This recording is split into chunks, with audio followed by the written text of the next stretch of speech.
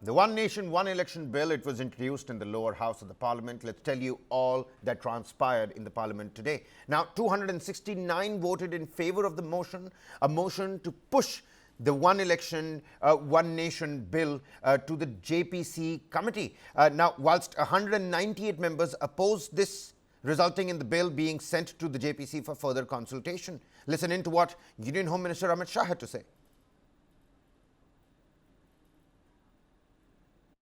कि इसको जेपीसी को दे देना चाहिए।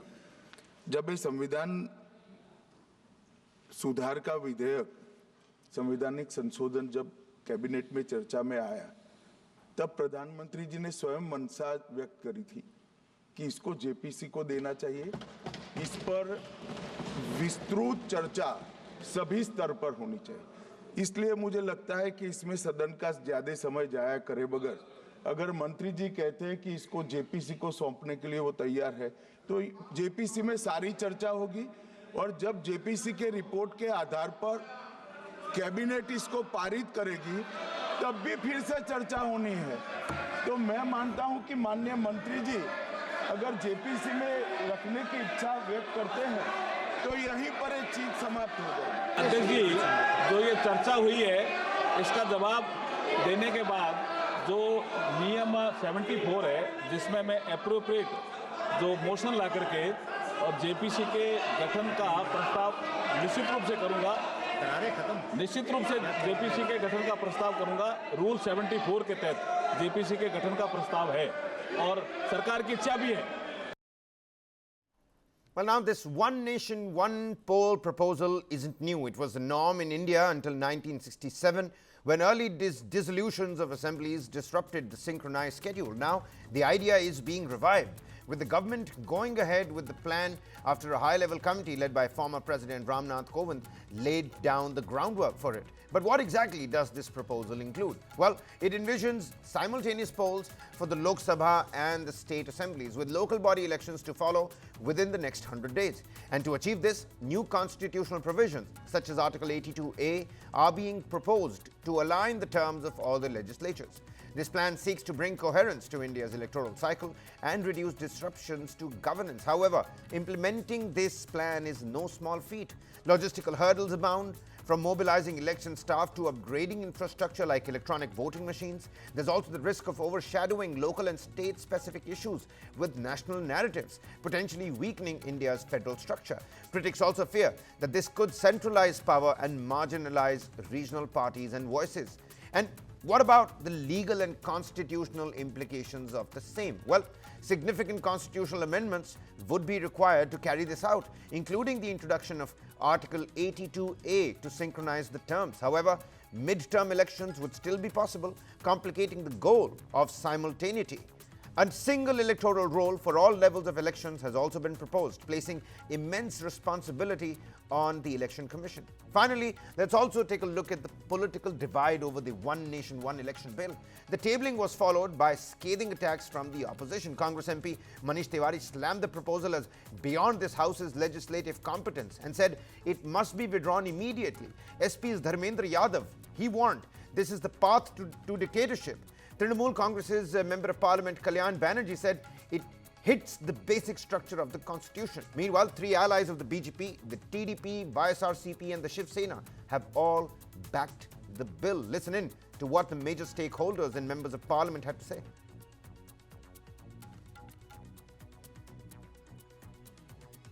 Sir, on behalf of the Nationalist Congress Party SP, I oppose the 129th Constitution Amendment Bill. Clearly, most of my colleagues have made the three most important points: that this is completely against federalism and the Constitution of India. The centre and the states have their own tenures and terms.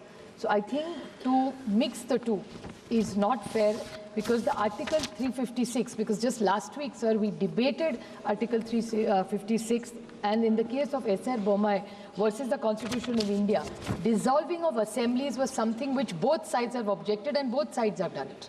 So if we object to this, why are we giving this authority to the Election Commission to dissolve assemblies who are elected for 5 years? So I think to break these tenures is completely objectionable, and India is a union of states. Central government cannot Okay. Cooperative federalism is something which we are so proud of. So I request the Honorable, the Government of India, Okay. either to withdraw the bill or send it to a Joint Parliamentary Committee. आपने अध्यक्ष महोदय जी आपने शुरू में house का sense लेकर के बहुत ही क्लियर शब्दों में आपने कहा कि पहले उसका उदाहरण भी आपने दिया और दो बिल्स को एक साथ क्लब करके चर्चा का समय एक साथ करेंगे, लेकिन उसका प्रेजेंटेशन अलग होगा।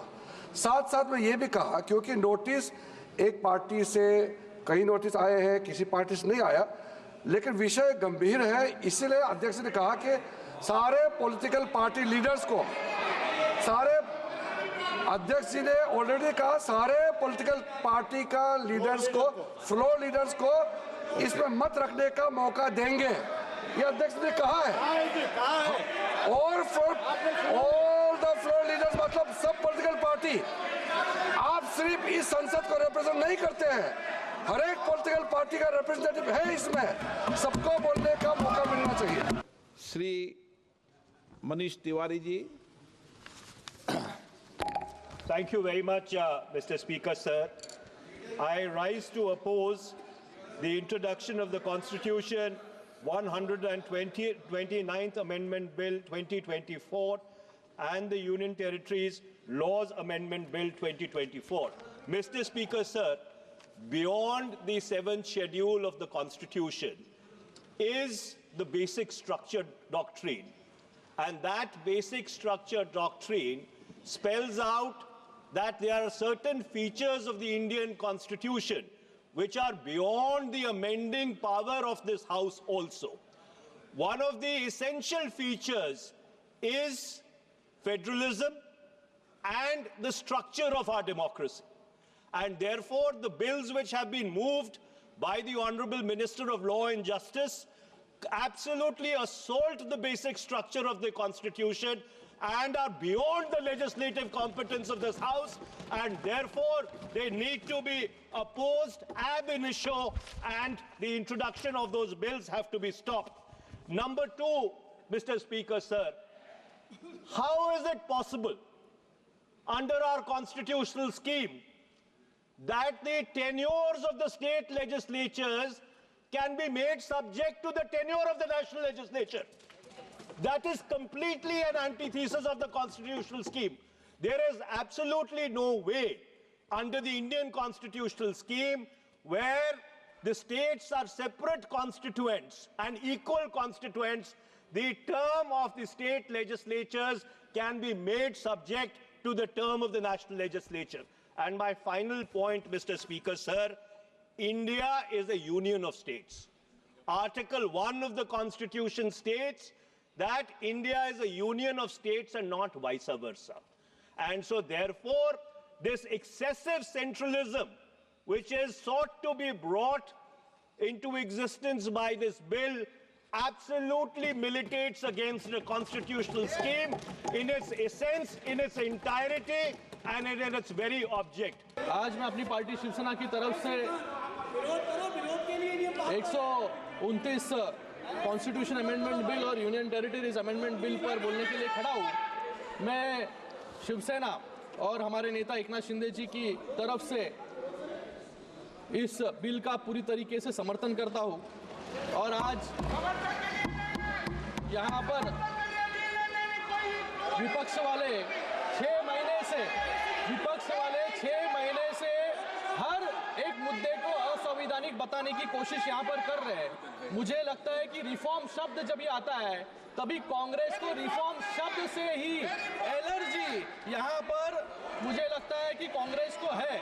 The basic structure of constitution is in read in between the lines.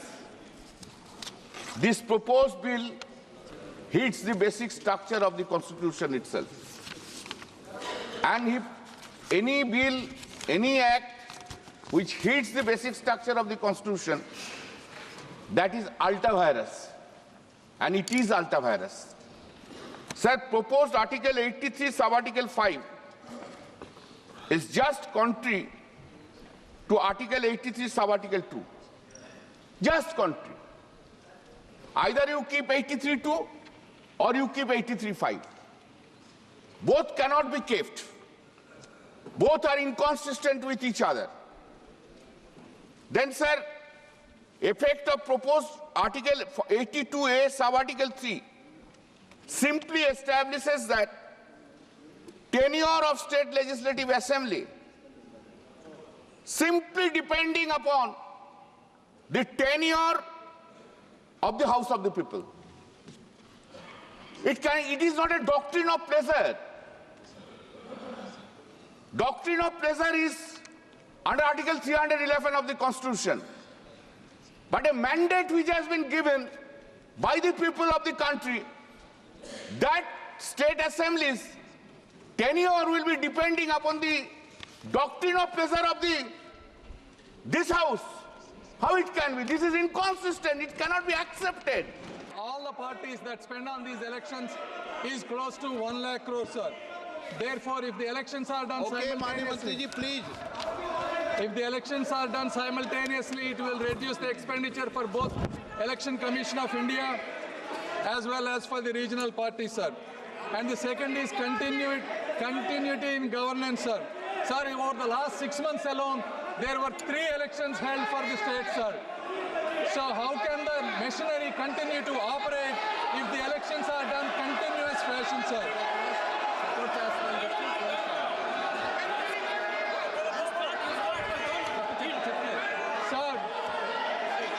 Sir, fourth and probably the most important, sir, in this age, election campaigns amplified by media and technology no longer remain regional, but continuously influence the entire nation, creating large-scale ripple effects, sir. This constant political messaging encourages deep polarization. I support the bill, sir. Thank you. कि अगर कोई party इसका समर्थन करना भी चाहे तो भी वो समर्थन 72 पे ही रह सकता है, जनरल वो चर्चा में नहीं ला सकते समर्थन के लिए।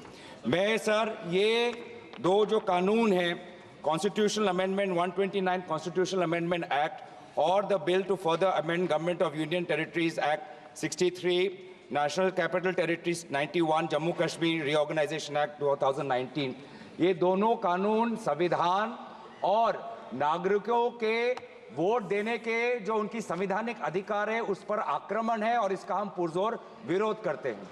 विरोध का आधार ये है कि इस सबसे पहले 82(5) में चुनाव आयोग को जो यहाँ पे ताकत दी गई है कि चुनाव आयोग आज राष्ट्रपति को अपना एक निर्णय दे सकते हैं कि कब निर्वाचन हो सकता है। ये कभी भी इससे पहले चुनाव आयोग की ऐसी ताकत भारत के संविधान के निर्माताओं ने नहीं बनाया है। चुनाव आयोग की क्या सीमाएं हैं वो आर्टिकल 324 में है, जहां पर इलेक्शन कमीशन को बस कैसे सुपरवाइज करना चाहिए, कंट्रोल करना चाहिए, इलेक्शन रोल कैसे बनाना चाहिए, वहीं तक ही चुनाव आयोग की क्षमताओं का सीमा बनाया है। लेकिन इस संविधान ने चुनाव आयोग को असंवैधानिक गैर कानूनी ताकत दी है। राष्ट्रपति अगर कोई परामर्श लेते हैं तो सिर्फ काउंसिल ऑफ मिनिस्टर्स से परामर्श लेते हैं, वो कभी भी वो चुनाव आयोग से परामर्श नहीं लेते हैं। ये एक गैर संवैधानिक इन्होंने एक ढांचा बनाया है। राष्ट्रपति जी अगर काउंसिल ऑफ मिनिस्टर्स की एडवाइस लेते हैं 74 जो article 74 of constitution of India में है, या वो article 356 of constitution of India, वो सिर्फ गवर्नर के रिकमेंडेशन पे ले सकते हैं। Well, bringing you another story from the ramparts of the parliament premises as well, because after sparking that row with her handbag having the Palestine name inscribed on it in the parliament, Wayanad member of parliament Priyanka Gandhi has been seen carrying a bag yet again with the inscription "Stand with Hindus and Christians in Bangladesh." After Palestine, it's Bangladesh on Priyanka Gandhi's bag. Yesterday, a controversy erupted after the Congress MP was seen carrying that handbag showing the word Palestine on it, and the image was posted on social media platform X by Congress spokesperson as well. The BJP strongly reacted to that picture, to the development, and called it Muslim appeasement. And to this, Priyanka Gandhi had replied that no one can decide what she will wear or not.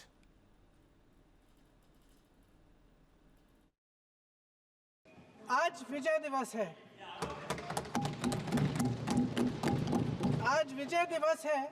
1971 के युद्ध में जिन शहीदों ने, जिन सेनाओं ने हमारे लिए लड़ाई लड़ी, जिन जानबाजों ने ये लड़ाई लड़ी, सैन्य अधिकारों को, सैनिकों को, शहीदों को, सबको सबसे पहले मैं नमन करना चाहती हूँ।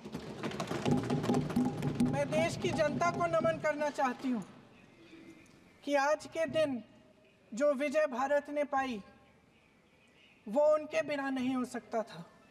उस समय भारत अकेला खड़ा था। पूरे विश्व ने कोई सुनवाई नहीं की। बांग्लादेश में जो हो रहा था, बांग्लादेश की जनता, हमारे बंगाली भाई बहनों की आवाज़ कोई नहीं सुन रहा था। उस समय भारत की जनता एक होकर अपनी सेना के साथ खड़ी हुई, अपने नेतृत्व के साथ खड़ी हुई, अपने असूलों के साथ खड़ी हुई। इंदिरा गांधी जी उस समय प्रधानमंत्री थी। मैं उनको नमन करना चाहती हूँ। इस देश की महान शहीद हैं जिन्होंने कठिन से कठिन परिस्थितियों में साहस दिखाया और एक ऐसा नेतृत्व दिखाया जिससे ये देश विजय हुआ। आज इस संदर्भ में मैं दो मुद्दे उठाना चाहती हूँ। वो जो लड़ाई थी, असूलों की लड़ाई थी, लोकतंत्र का असूल। माननीय सदस्य श्री विरितो प्रांत। एक मिनट में खत्म करूँ।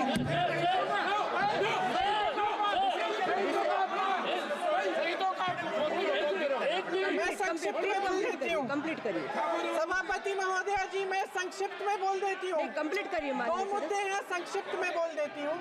पहला मुद्दा ये है कि बांग्लादेश में जो अल्पसंख्यकों के साथ, जो हिंदुओं और ईसाइयों के साथ अत्याचार हो रहा है, उसके खिलाफ इस सरकार को आवाज उठानी चाहिए। बांग्लादेश की सरकार के साथ बातचीत करनी चाहिए। कल कांग्रेस के एक नेत्री संसद में फिलिस्तीन का बैग लेकर घूम रही थी और हम यूपी के नौजवानों को इजराइल भेज रहे हैं। वहां पर यूपी के अब तक लगभग 5,600 से अधिक नौजवान इजराइल गए हैं निर्माण कार्य करने के लिए, और हर नौजवान रहने का फ्री, खाने का फ्री और 1.5 लाख रुपए उसको वहां पे अतिरिक्त तो मिल रहे हैं और पूरी सुरक्षा की गारंटी भी है। अभी इजराइल के राजदूत आए थे, उन्होंने कहा कि हम यूपी के और भी नौजवान ले जाना चाहेंगे क्योंकि यूपी का नौजवान अच्छा काम कर रहा है। Well, that's the situation in the parliament. After the Palestine bag, it was Bangladesh this time around. Giriraj Singh, Yogi Adityanath, and yesterday it was Samit Patra who took aim at Priyanka Gandhi. Priyanka Gandhi saying, well, nobody's going to decide what she decides to wear or not. All right then, shifting our focus here, ladies and gentlemen, cutting across to a story that's coming out of Bengaluru. In a major crackdown, the Central Crime Branch police in Bengaluru seized drugs worth 24 crore rupees. The operation, conducted near K.R. Puram's T. Chikannapalya, resulted in the confiscation of 12 kilograms of MDMA, a high-value synthetic contraband.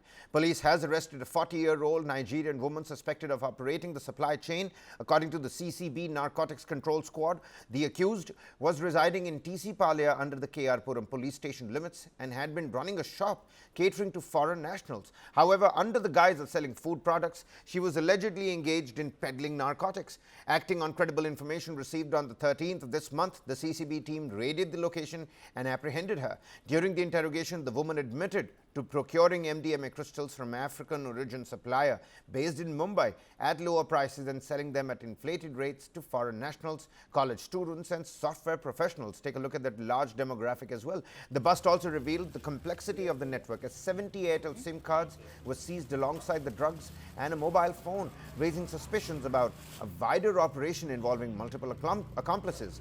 Now, whilst the arrested woman remains in judicial custody, the primary supplier, the African origin woman in Mumbai, has managed to evade the authorities. The seized drugs include 12 kilograms of MDMA crystals in both yellow and white variants, with their estimated value pegged at rupees 24 crores. A case has been registered under the NTPS Act and Foreigners Act at K.R. Puram police station.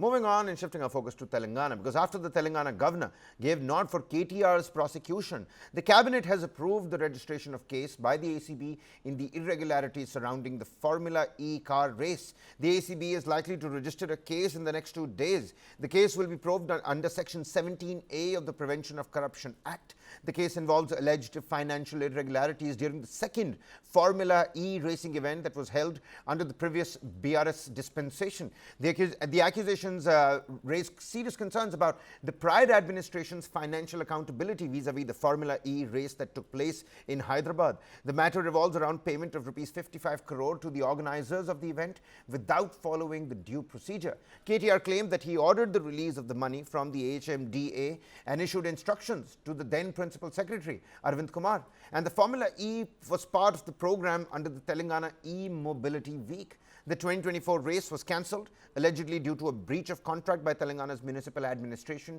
and the Urban Development Department after the new government, led by Congress, did not fulfill the host city agreement signed in October 2023. Meanwhile, in Karnataka, BJP MLA Basangouda Patil Yatnal, he met with Minority Welfare and Waqf Minister Zamir Ahmed earlier today at the Minister's office in Savarna Sauda. The meeting focused on the ratio criterion used for selecting beneficiaries under the Minority Development Corporation. This follows a question raised by MLA Yatnal himself in the assembly yesterday regarding this very issue. Minister Zamir Ahmed had invited Yatnal for a discussion at his office today, and during the session, Minister Zamir Ahmed also sent a call to MLAs Yatnal and Sunil Kumar to join him for further talks.